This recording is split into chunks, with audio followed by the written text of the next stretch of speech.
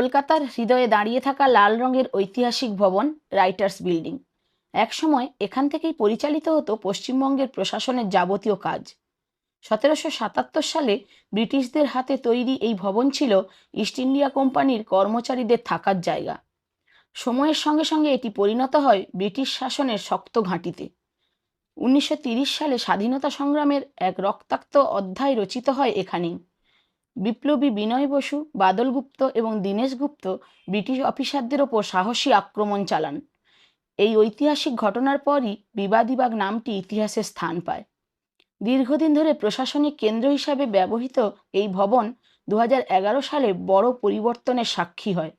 মুখ্যমন্ত্রী মমতা ব্যানার্জি প্রশাসনিক দপ্তর সরিয়ে নিয়ে যান নবান্নতে। এখন 2026 সালের বিধানসভা নির্বাচন ঘিরে নতুন জল্পনা।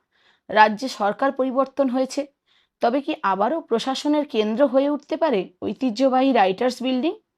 ইতিহাস, রাজনীতি আর ভবিষ্যতের সম্ভাবনার সংযোগস্থল। এই ভবন কি আবার ফিরে পাবে তার হারানো গুরুত্ব? নজর এখন সেদিকেই।